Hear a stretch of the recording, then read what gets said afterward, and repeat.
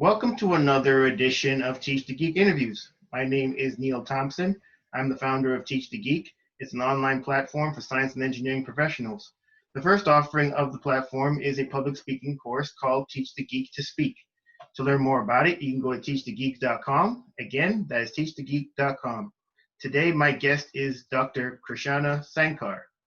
And after earning a PhD in physiology, she now works as a science communicator. I'm really interested to learn more about how she came to science communication, her plans on developing from there, and also public speaking, of course. Welcome to Teach the Geek interviews, Dr. Sankar. Thank you so much for having me. So I did a little bit of research on you, and I saw that your undergraduate degree was biological in nature. Where did your interest in biology come from? Yeah, it was. So I think my interest in science in general came from a really young age, as early as I can remember. I think it was from playing with tadpoles from when I was really young. So I was born and bred in Guyana, which is a country in South America, and going to blackwater creeks and playing with tadpoles, looking at the different flora and fauna around. I found that very interesting. And then also, I was interested in astronomy as well. And I've got like a cute little story about that. So, our library back home had recently gotten a few astronomy books, and I was so interested in it and wanted to make sure that I was the only one able to check them out, that I would go into the library, read them, and then hide the books so that no one else would get them. And then I'd go back later in the day and then check them out. So, yeah, I was just really interested in science overall. Biology, I guess, in particular, my interest continued to grow in biology from a young age as well. And I just ended up more in biology because I was more interested in how the body worked, doing little experiments at home. Actually, some were like chemistry in nature, doing little things like having pH kits, like making pH kits at home and pH indicators, and building little lung models at home. So yeah, my interest in science and biology started from a really young age, and my parents really encouraged it and fostered it from a really young age. I commend you for following the biological roadmap, I guess. Because when I was in school, biology is probably one of my least favorite subjects because you had to draw things, and I wasn't a very good drawer. So I used to get really crappy grades on it. I was like, "What the hell with this shit? I need to do something else." I don't even know why I was in the class. My father said I had to take biology. I was like, "All right, I guess biology it is." So, but I didn't follow that up in university. But I saw also that I introduced you as Dr. Krishana Sankar, so you got a PhD in Yes, that's right. physiology. So what was Yeah. the motivation for getting a PhD? Yeah, that's a great question. So, like I mentioned, my love of science started from a really young age, and I just continued in sciences for as long as I could remember. I did high school back in Guyana, and then I finished there, and then I moved to Canada with my family. And when I did that, I started undergrad at the University of Toronto, and in my mind, it was always science. Like I would always be in science. And from my undergrad, I actually started working in research labs. So from my first year summer, I started working in research labs. My first research lab was actually an insect physiology lab. So I was working with these insects about this size, and they were called kissing bugs, and they're native to Brazil. And so there were nasty little bugs, and my project for that was actually I started out in the lab as a tech, like a technician type student, where I was given different responsibilities like cleaning up in the lab and feeding the insects and taking care of things in general. And then, of course, very quickly after that, got my own project where I started to learn a lot of microscopy, which was very interesting to me. So I have super fine motor skills. So if ever anyone needs someone looking through a microscope and dissecting very tiny things, I'm really good at that. So I started in that sort of lab with a project there, and it was biological in nature, trying to understand how the brains of these insects worked if they were exposed to certain pesticides. So that was one project. And after then, I wanted to continue. I was really interested like I said, I've just always had a passion and a love for science and working with my hands, working in a lab. I loved it so much, but I wanted to move on from insects as models in science to potentially human samples. So I actually, if I think about it, my journey was starting at insects, then I went to my next lab was rodents. So I started with mice. So I worked in a mouse stem cell lab, trying to understand how a certain protein, if it was its presence or absence, affected how blood vessels develop. And so that was another really interesting stint. And then from there, I moved on to another stem cell lab where I was working with human samples, and that got me really excited. And within that lab, they were studying many different disease areas. So they were looking at blood type diseases, blood vessel related diseases, and diabetes. And so it was really interesting to get exposed to all of these different types of disease areas, and also use stem cells as a way to treat those types of diseases. So after that, all of that was in my undergrad. I was just like, what do I want to do next? So for me, the natural progression was to continue doing research. And to continue doing research meant graduate school. And I wanted to continue doing it for as long as I could. So naturally we start off with master's degrees, at least in Canada. And then if you want to continue, you can either graduate with your master's or you can transfer to a PhD program.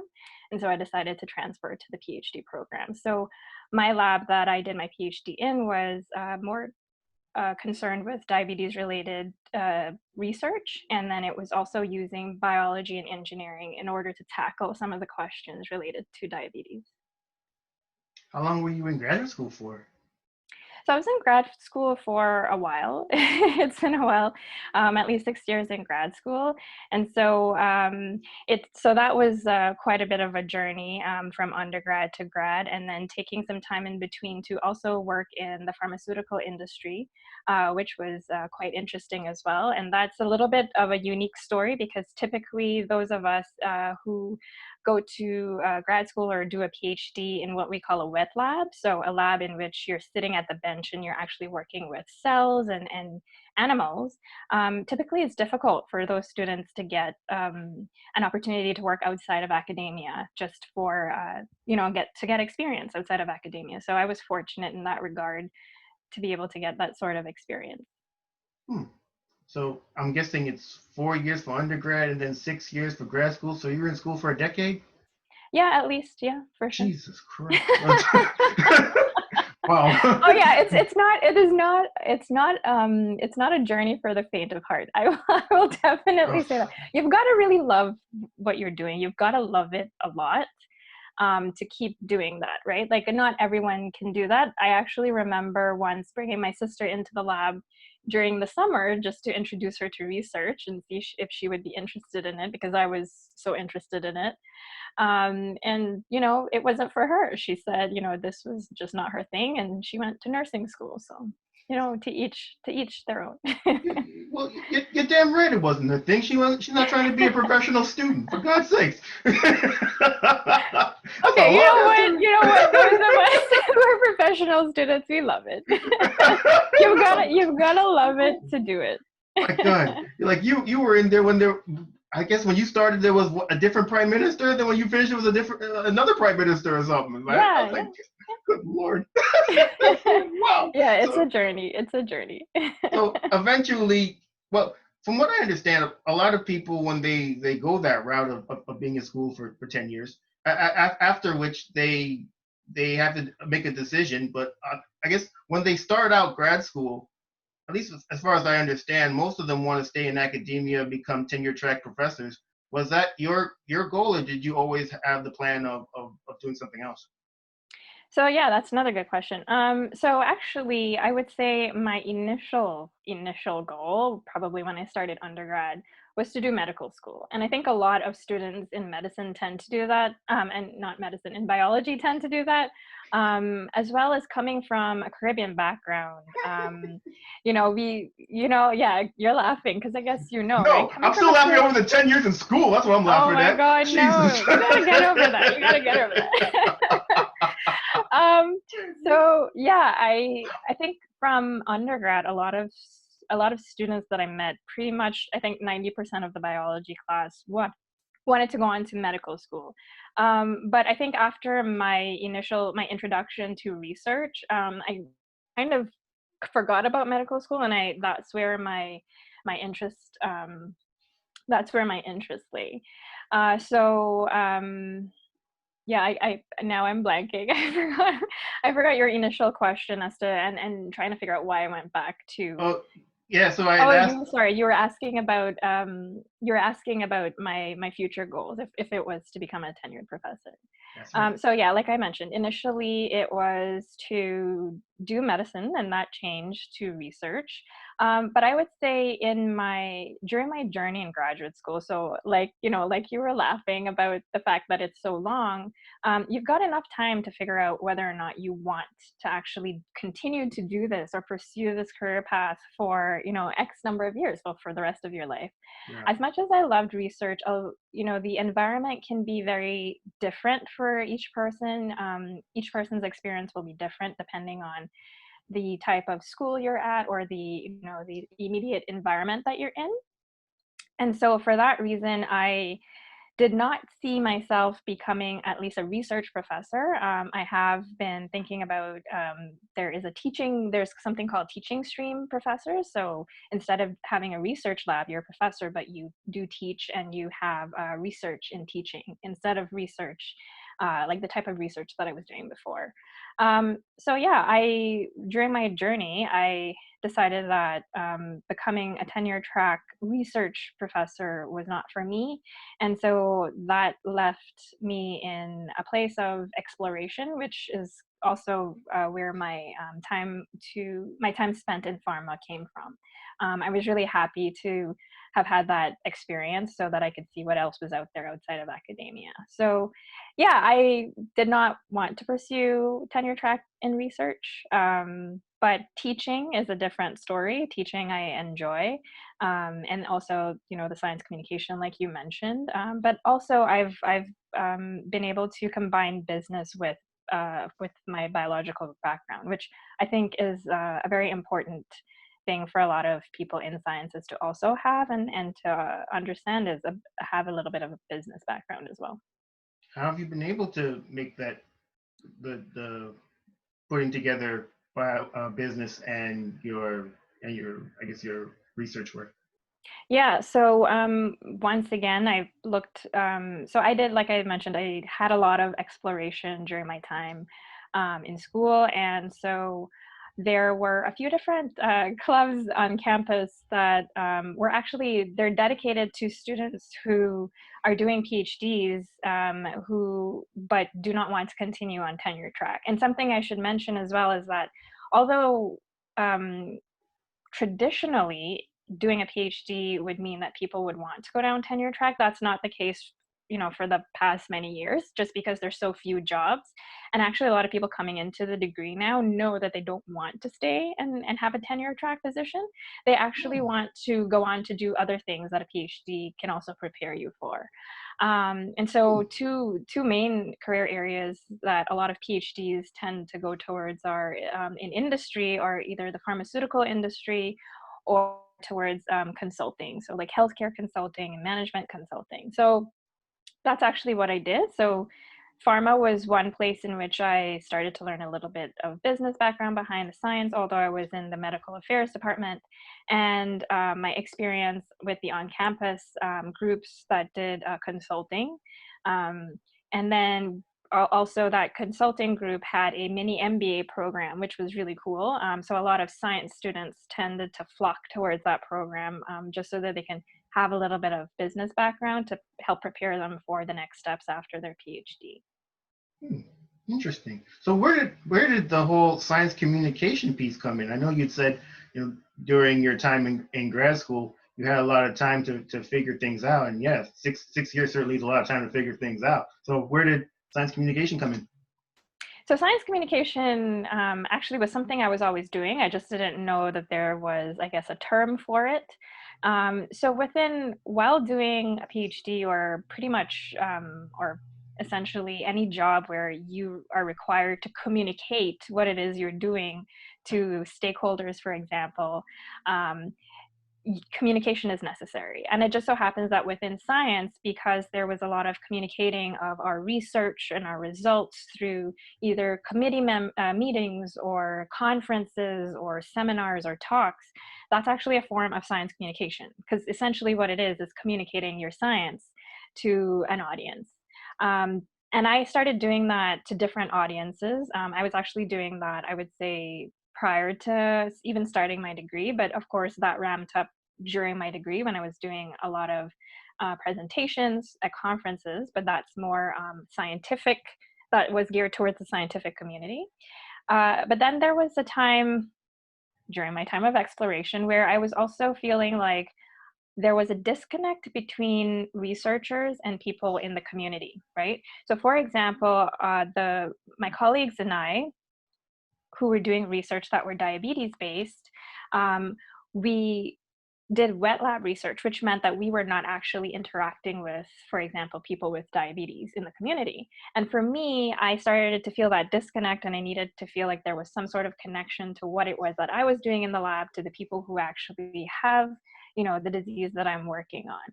And so with that, I actually founded this organization at the university, and a bunch of colleagues and myself got together and we said, you know what, we want to start having events and presentations where we take it and put it out into the public.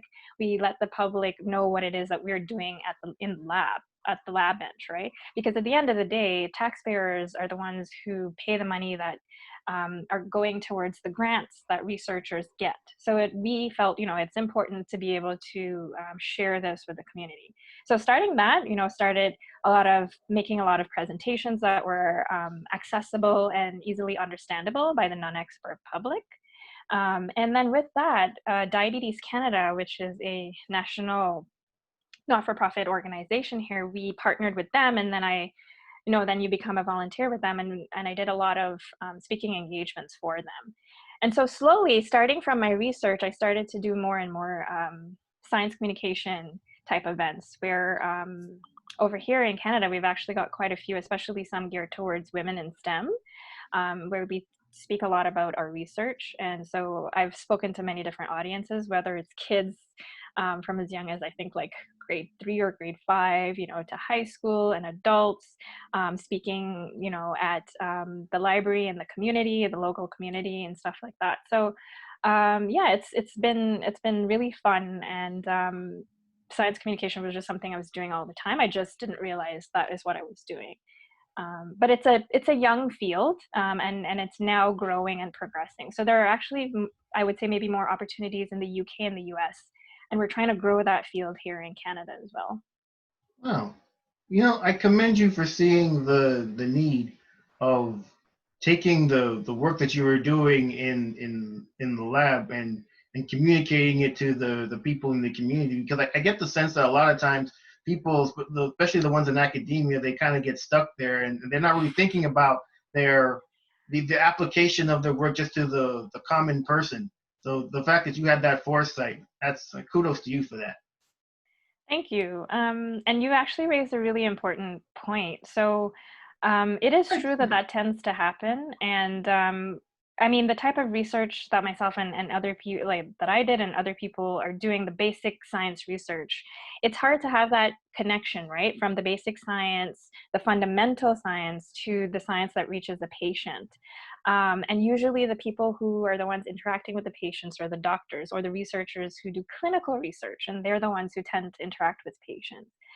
As a foundational scientist or a basic scientist, it's a little bit different because you're removed. But for me personally, and I know for a few other colleagues as well, we just needed to feel that connection between our research and feeling, there is some kind of impact. What would the impact be that eventually would reach patients? I like the term that you use, time of exploration. I'm gonna start using that term too, because what it means to me is I don't know what the hell I'm gonna do next. But No, it but sounds it's true. That's what it is, right? it sounds a lot nicer the way you put it. Time of exploration. I like it. Yeah.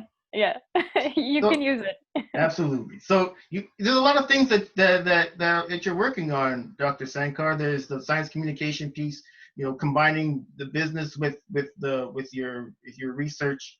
What would you want your career to look like going down the line? And what challenges do you think you'll face in making that happen? That's an excellent question because many of us in my situation, we don't know, right? And so that's where the time of exploration came Collaboration, in. right? Time of exploration, right? But this is a question that I constantly ask myself, and that's because I don't know. I think I've seen a few of your interviews with your other guests, and everyone sort of seems to have maybe they're currently in a specific career area. But for me, because I have a lot of different interests, sometimes trying to combine them all and figure out what exactly 5 and 10 years down the road will look like can sometimes be challenging and difficult. But for me, what I can see for myself is having one foot in the door in academia and one foot outside. And I think being able to do both is what would make me happiest. And of course, and I think like many people, it's the pursuit of happiness within your career that is what helps you to figure out what it is you want to do, or makes you stay in what it is that you're doing, right? So I could see myself, for example, having a teaching position in a university, for example, and then having one foot out the door in an industry type position. Okay, that's pretty cool. Yeah, I think a lot of times also people kind of just get into these fields and they don't know how to get out of them. But and not only that, they're not really thinking about what they want down the line. They're just kind of in their kind of with their blinders on, just doing what they're doing. The fact that you're trying to build something that's catered to you specifically, again, I commend you for that, because there's a lot of people that they're not even thinking that way. No, it's true. And what you said, especially about having blinders on and sort of just go, it's like you're just on autopilot, right? And I think that's actually what a lot of graduate students tend to do. I know that's what I did initially. It's just I had blinders on and I knew that I was interested in research. So the next, logical step was to just keep going in research. But then when at the halfway point is when I realized, what am I going to do with my degree? What do I want to do? The obvious next steps were to do a postdoc and then to continue down your track. But I knew that I didn't want to do that. So I had to stop myself from making that obvious next step. Although, doing a postdoc is not a bad thing. That's also more preparation for work outside of academia. But at the same time, I knew I didn't want to become a research professor, right? So that time of exploration did help me to actually know that there were other things that I could do outside. And I was no longer, I no longer felt pigeonholed into doing, just following the path. And I also now felt more at peace with myself, which was a huge thing. And I think that's a huge thing that a lot of people doing a PhD feel, who are not sure where they're going. There's a lot of like depression and very low mental health associated with it, right? Because not knowing what you're going to do next is a huge issue, especially if you after you've spent all this time of your life studying, and then eventually we all need to make a living, right? And we need to be able to face that fact of, how are we going to do that? Are we going to continue down the research path, or are we going to leave? And so, yeah, I had to do that, and a lot of other people are learning that that's the road that they have to take, is to explore, and that's the only way you're going to figure out what you want to do. For sure. When it comes to public speaking specifically, are there particular topics that you like to speak on? So, for public speaking, yeah, I guess that would be, it goes back to the science communication. So I have been enjoying speaking about, my research over the years. That has been a lot of fun for me, especially to different audiences. What I do like to do, so I'm a person, I like to continuously challenge myself. So if I'm invited to do like a speaking engagement for say, for example, the scientific community, well, I know, how I'll speak to that audience versus if I'm invited to do one for the non-expert public and the people in the community versus if I'm invited to speak to, 5-year-olds about, the intricacies of my research. How am I going to do that? So I love being put in that position to have to like constantly flex my muscle, my speaking muscles to specifically target what I'm talking about to different audiences. So that's been, yeah. So talking about my science is one, but then also to, I haven't done this a lot, but something else that I'm passionate about is also talking about the like the mental health state that I just mentioned of graduate students, because that's something else I'm passionate about. I myself have gone through difficulties during graduate school, and so having started this Slack group that I started a couple of years ago, it has grown so big right now to over 750 people around the world who come for support in virtual, academic writing, but not just support in writing, but then also, support from peers and colleagues, especially going through, when they're going through difficult times. So that's something else that I'm very passionate to talk about. Yeah. Is public speaking something you've always been good at? And if so, if not, what have you done to get better at it? Yeah, I don't know actually. I guess I would say it probably started from when I was really young. I didn't think about it in that way in terms of public speaking, but back in Guyana there were, different competitions that you could enter, and so one of them was, I think it was like a poetry speaking competition. And so like I said, I love to challenge myself. I love to try different things. So I have I trained in dance for over 12 years. So doing poetry speaking was something different and outside of my comfort zone. And so I wanted to try it, and I tried it and I enjoyed it. And then slowly over time, I would find myself enjoying speaking more about what it is I'm doing, probably more than writing about it. It just kind of came as something natural that I really like to do. And I also got feedback from several people who said, they loved my presentations, like when I would talk about my research. It came from there, and I guess I would say I started to pursue it a few years ago when someone reached out to me. They were supposed to do a video for our university talking about research opportunities for undergrads, and that person couldn't do it. So, he referred me, and then from there, I started to pursue it a little bit more. Actually pursue it instead of just waiting to get invitations, because I found it was something that I was interested in doing. Do you ever get nervous before giving a presentation? And if so, how do you deal with your nerves? Yeah, I think so. I do sometimes, yeah, for sure. I would definitely say that there's nerves. I don't, and I think it depends on the forum or the medium, through which I'll be doing it. Sometimes, yes, a little bit of nerves. So something that I've recently picked up is to play some music just before, probably half an hour or 20 minutes before I I have to do my presentation or a talk. I would play some music to sort of just get the juices flowing, just to help me calm down. My favorite music. Right now during this pandemic, it has been soca, so I've been blasting a lot of soca music. And also for me, actually, what helps me feel least nervous is when I'm most prepared. So for me, I once I feel very prepared, that really helps with my nerves. So, if I need a few bullet points or whatever to go over just before my presentation or my talk, being able to just go through that and have things in my head within, a certain order, just having those points there and knowing and feeling prepared helps me with my nerves. This has been really interesting learning more about you and where you're headed, Dr. Sankar. Are there any other tips that you could offer for someone who wants to become more effective as a public speaker?